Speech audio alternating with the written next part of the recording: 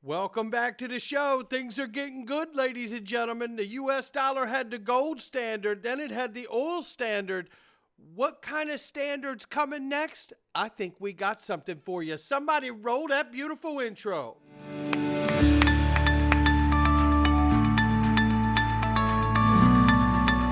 Digital Perspectives with Brad Kimes. Come on in.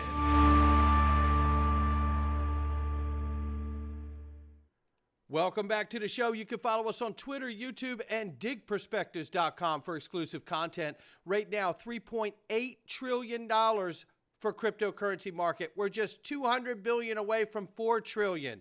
Yeah, you feeling that? Because I am. And the market's still off 1.2%. Bitcoin 101,000 plus right now. 3,800 plus for Ethereum. Tether is back at the number 3 spot at 140 billion plus market cap. XRP 241 right now. We're off by 1.8 on the 24 and off by 1.6 on the 7-day, 137 billion plus market cap. They're switching back and forth between the number 3, number 4 spot with Tether here. I think before too long, it's going to be a mute conversation. We're going to be up there at the number 3 spot, and soon enough, Ethereum's going to have some trouble looking down their window. I can tell you right now. Right now, ranging between $2.30 and $2.50, sitting at $2.45 on Fiat Link. We like it. And listen, head on a swivel here. Now, we have some things I want to unpack for you today, but I want to start right here. And it's XRP Las Vegas. John Deaton's going to be on stage, the former senatorial candidate, and fighting for the entire XRP family. Take a listen to this, ladies and gentlemen. Let's go. Hello, Las Vegas! You guys having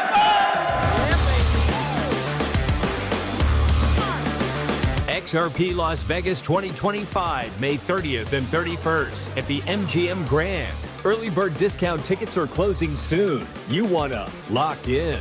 2025 is looking like a big year for XRP. Celebrate the journey with the XRP family in Las Vegas, May 30th and 31st. 2 great days exploring the evolution of finance and Web3. Discounts closing soon. Get your tickets now. Don't mess around, ladies and gentlemen. This is early bird special pricing right now. Makes a great Christmas gift. And I'm about to give you evidence of why you want to be at XRP Las Vegas 25. Hang with me here. Let's start with this top 10 that Digital Asset Investor laid out. And I think he had an 11th point he'll add in here too. But the top 10 crypto XRP predictions for 25. 1, at least one XRP ETF goes live. Love that. Number 2, crypto legislation passes. Absolutely loving that. SEC versus Ripple is settled in whole or in part or dismissed. I love that. XRP rockets beyond its all-time high. Oh, come on. I love this list. Crypto market gets back to between 5 and 15, or gets to, not between, back to, but gets to between 5 and 15 trillion dollars market cap. I love it. How much of that would be in the XRP? I can't wait to find out. Ripple announces the coming launch of at least one of the following 3. A real euro, a real British pound, and a real Japanese yen. I love all of that. The real USD begins to have the same effect on XRP that Tether has done on Bitcoin. Institutional crypto utility in the United States finally begins to kick in. A state like Wyoming or Texas, where they are starting the crypto-friendly Texas Stock Exchange, begins to emerge as the crypto Silicon Valley. And 10, digital assets like XRP had the Cambrian explosion Chris Larson spoke about. And I think the 11th one he mentioned I saw online also was at Ripple IPOs. How about that? Loving every single bit of that. Now here's a fireside chat with Honorable Cristian Carlo and myself on stage at XRP Las Vegas 24. And I have a few clips that I need to play for you. And then I'm going to play you one from the president.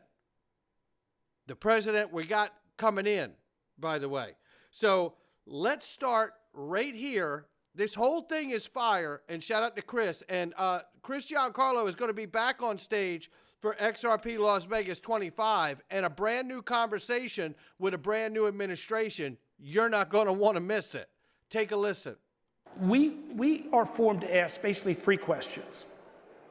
How do we future-proof the dollar for this coming world of digital networks of value? How do we preserve the dollar's reserve currency status in this future world? And how do we do so and preserve the values of economic liberty, of free trade, and free enterprise? It's a wonderful set of questions asked by the Digital Dollar Project. Now let me take you to here, and trust me, I'm going to land this plane for you today. Oh, we've been up early this morning putting this together. Take a listen to this clip here. And I find it so poignant to where we are today, and it is what happened with social media and the weaponization of government with social media. Can you talk about that and how it's relatable to why we don't want to see that duplicated with a digital dollar, whether it's a CBDC or a stablecoin? So the evidence is increasingly clear that government has leaned on social media to present points of view that the government favors and to suppress points of view, whether it's the origin of the Wuhan, or the origin of COVID, or whether it's the efficacy of masks, or any number of things. Right.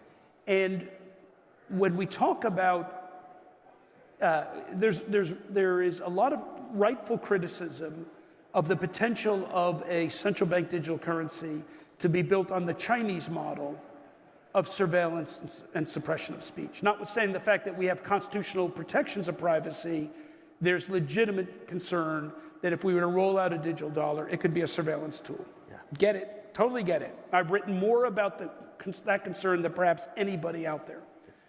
Yet at the same time, there's this strange amnesia that says, but if we just do stable coins, it's all good because they're going to protect privacy. Well, in the stablecoin legislation that Perriam talked about, read it. The word privacy does not even appear. There's no requirement for stablecoins to maintain privacy. And if you're that government bureaucrat that's been telling Facebook what stories to cover or YouTube what to cover, you're going to love stablecoins because you're going to say to them, hey, you know, we don't want people buying ammunition. Hey, you know, we don't want you giving money to that man with the orange hair, or whatever some bureaucrat thinks is, you know, outside. So the concerns about censorship, privacy, and money extend whether it's done by the private sector, whether it's done by the public sector. Well said by Chris Giancarlo right there. Now, let me take you here, because the point of all of this morning is for me to show you where we're going here. Stablecoin legislation is coming very quickly. Representative French Hill has said, and he's now been put in charge of the committee, the Financial Services Committee, that Patrick McHenry is on because he's leaving office. So what's interesting to me about this is that Representative French Hill, who has been an advocate for crypto, has said that we're going to pass legislation for market infrastructure in the first 100 days. In the first 100 days. They got to get this right. If you launch stablecoins, you can't ignore the privacy issue with launching stablecoins, or it's going to trespass on all of us as citizens. Now, let me trust me, we're going somewhere. Let's take you to this clip now. This is the 8-minute mark here. Let me get this set up for us really quickly here. Right here. Ripple has been one of the entities that has joined the Digital Dollar Project. Indeed. Tell us about that, Chris. Yeah, so, you know, look, very quickly, you know, the same Ripple that's launching the real USD? I've been a believer in what Ripple's been building for some time. When I left government in 2019, in the spring of 2020, I published an article in a scholarly journal, the International Financial Law Review, analyzing XRP the way I would have analyzed it at the CFTC to determine where it fell on the securities commodities ledger. And using the same approach, concluded, and said so in that piece, that Ripple was not a security. Thank you. So that's who we're talking to right there, right? So this is not only someone who understands XRP to not be a security years before the case came through, but also someone who knows that Ripple is working directly with the Digital Dollar Project, and they are imminently launching the real USD. Now it's been approved by the NYDFS. Now let's move back to this conversation right here. And boy, I hope you're staying with me here, because this is going somewhere quick. Yeah. This kaleidoscope, I can see it. There is, there's going to be multiple protocols out here. There's going to be multiple different tokens. And the stablecoin bills out here, although they're missing privacy, they really allude, it's not just about a digital dollar stablecoin. These stablecoin bills are tokenization bills. Yeah. And it is about getting the traditional markets tokenized. Yeah. So this is a massive piece of legislation that's going to be done when it gets done. And don't get me wrong, I support the stablecoin bills. Yes. I would like to see the privacy protections enhanced. Added in. But I support them. And then there you have it. So now we're looking at possibly getting the stablecoin bill and market infrastructure bill in the first 100 days of President Trump's presidency. This is massive. Why is it massive? Well, it's massive because of this. Of all people to ask the right question, Jim Cramer. Listen. You're embracing crypto, very different from the previous administration. Strategic Petroleum Reserve-like for crypto? Yeah, I think so. We're going to do something great with crypto because we don't want China or anybody else, and not just China, but others are embracing it, and we want to be the head. We're going to be ahead of AI. We're going to be way ahead. Let's go back to the beginning. Crypto, very different from the previous administration. Strategic Petroleum Reserve-like for crypto? Yeah, I think so. We're going to do something great with crypto because a strategic petroleum reserve-like for crypto. So he's talking about the Bitcoin Strategic Reserve Bill that I believe gets opened up more broadly to not just Bitcoin, but other digital assets also. And I have always believed that XRP was designed to help the U.S. get off the petrodollar and avoid World War III. A basket of cryptos would be a great way to start to underpin the U.S. dollar and our financial system. Now, I want to take you back to this clip because I want you to realize that when I say a basket of cryptos, a basket of stable coins can be dollars represented. A basket of stable coins can also represent commodities. You can have a stable coin that represents gold or oil or silver and so on, right? So let's go into this now. So now let's go to this mark right here where it is going to be everything we need to bring this home. Take a listen right here. Remarkable moment we're in. And you talked about de-dollarization. So let's talk about BRICS and the BRICS coalition. And outside of BRICS, there is a Project Sandman that has over 100 nations around the world that want to de-dollarize too. And the plan is to simultaneously de-dollarize. That shows the sickness that they're tired of the dollar's reign, right? And we look at the sanctions recently in the Russia conflict, when the U.S. SWIFT sanctions happening there. The rest of the world, I mean, who would have thought that Janet Yellen could be the greatest advertiser to join BRICS? Who'd have thought? Because they're not participating in this, and they think that the more they keep trying to clamp everybody down, it's really just telling everybody, but there is another choice. And that new choice is a payment system that is built by the BRICS coalition, Chris. And look, to your point about the dollar and how it became what it is, you know, the last 5 currencies that served as the world reserve currency, 2 of them, I think it was, if my memory serves me correct, Netherlands and Portugal, don't hold me to it, had a lifespan of 80 years. US dollar is at 80 years right now. How much longer do we have? Can we, and I know the government, you know, nothing, then all of a sudden something, right? I understand that. But we are really facing something here, and how much longer can we sustain this moment we're in? It can't be sustainable. Now think, this was last May. We're talking on stage at XRP Las Vegas 24, and we're talking about the unsustainable moment that is in front of us, the U.S. economy and the U.S. dollar specifically. And now we're hearing the new administration talking about passing legislation for market infrastructure and stablecoins inside of the first 100 days. And that could include a strategic reserve for Bitcoin and other digital commodities. Continue to listen to what Chris says here. Throughout most of human history, almost all currencies have been grounded in some commodity. Okay. Whether the commodity was sheep or cattle, or clay tablets, or gold or silver, almost throughout all of human history, all currencies have had some grounding in some commodity, and by commodity, at least historically, has meant something came out of the ground. In fact, when the dollar went off the gold standard in the 1970s, many argue it actually went onto an oil standard, and that the dollar still... Look at the look on my face, because I know that where this is going. Chris doesn't even know he set me up on court. I'm getting ready to just spike this ball to the crowd here. I tell you, it's so great to be able to sit down with somebody like Chris. He's such a brilliant mind and has a special set of skills and knowledge because he's come from the regulatory side of things too. Keep listening. Remains grounded in some commodity.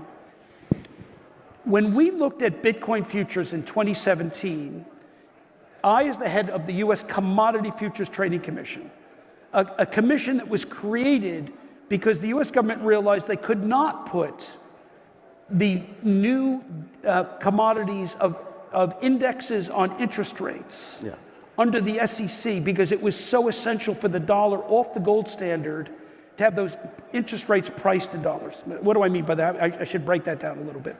The reason why the dollar is, one of the reasons why the dollar is world reserve currency is because you can hedge its movements against other currencies. You can hedge the movement of interest rates in deep and liquid markets based in Chicago with interest rate futures and currency futures. And so the US government created the CFTC, a separate agency, to safeguard that because effectively it safeguards the dollar's status as a reserve currency. When we were looking at Bitcoin futures, I saw it as the world's first digital commodity. Well, most of the world's commodities are priced in dollars. Oil,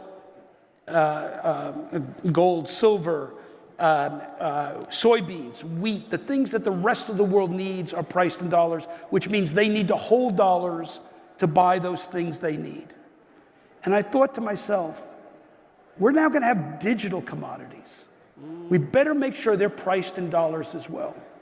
And when we think about the fact that the world has always grounded currencies in a commodity, is it such a leap to say that maybe in the 21st century, they might ground them in digital commodities?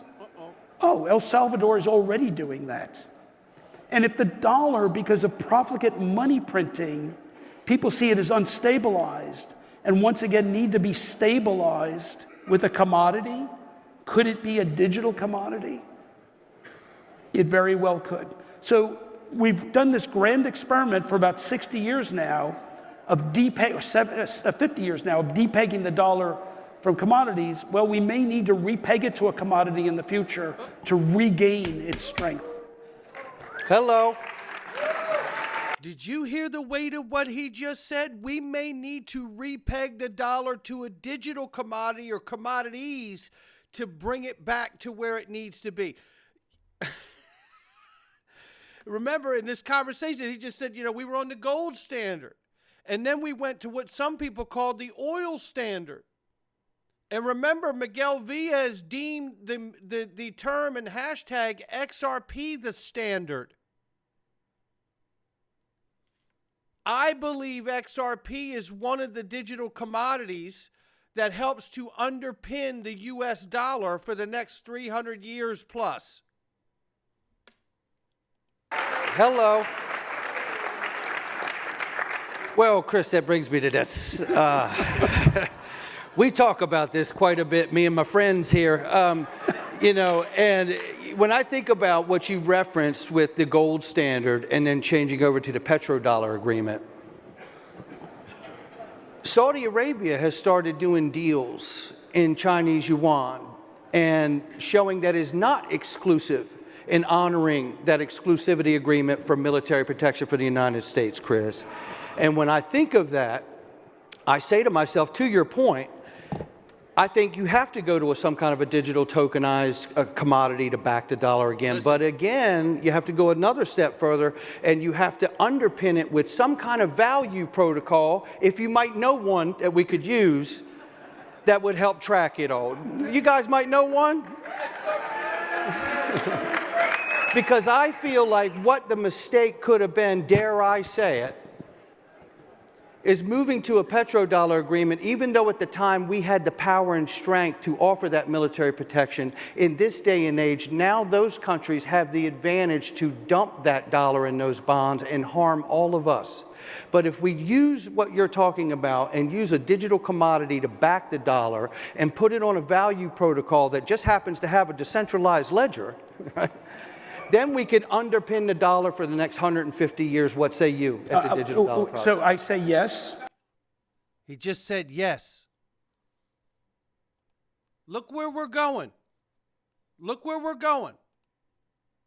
Your embracing of crypto, very different from the previous administration. Strategic petroleum reserve like for crypto? Yeah, I think so. We're going to do something great with crypto because we don't want China or anybody else, and not just China, but others are embracing it, and we want to be the head.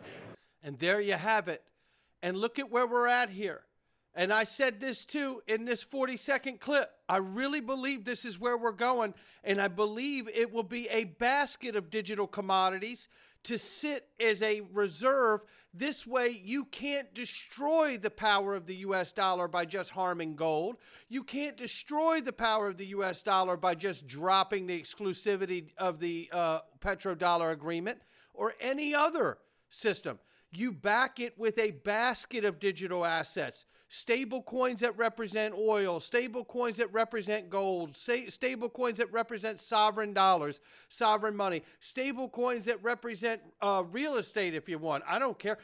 That's the point, is to get as many digital commodities, corn, wheat, you could do it. Keep the reserves there. So this way, the only way to crash the US dollar and the basket of assets underneath of it is to literally physically end the world. That's the only way to crash the dominance of the dollar. And then we don't have to talk about it anymore, because if you do that, then you know you have the dominance of the dollar, and people aren't just holding paper anymore. They're holding a paper or digital version that represents commodities that come from every different sector of our economy. And that would be the most dominant, safest US dollar in the history of mankind. And look here. We're getting ready to see this roll out too, I believe. The real USD, the real Japanese yuan, the real British pound, and so on and so on and so on. Swiss franc, euro, Mexican peso, Brazilian real, you know the rest of it. The Chinese yuan, all of it. Represented with the XRP ledger, a digital basket of digital commodities basket representing and underpinning the US dollar moving through in the future here. This is a remarkable moment that we're in, and I believe that this is the real reason that any of this stuff was ever created to begin with, including Bitcoin. Now, I know this went a little long today, but sometimes you just got to make the video you know you need to make. And that's exactly what I did today, and I hope you stuck through it. Quick update on the hour time frame here. Scenario A, 227 to 250, outcome breakout to the upside. Close above 250, test 260 as support. Launch an attack on 270 and 290. The big move is coming very soon, ladies and gentlemen. And this all falls in line with what he's told us previously as well. Shout out to Egg Rag Crypto. We're dancing around in that range, but XRP is starting to look like it wants to get moving again, and who would be upset about that? Not financial advice from me or anyone else. It's just my digital perspectives. And right now, we're going into a moment where we're going to find out a prediction from 1965 that sounds a lot like what we're fighting against today to keep our freedom. Go to digitalperspectives.com, click the Freedom Zone, and come on in. All right.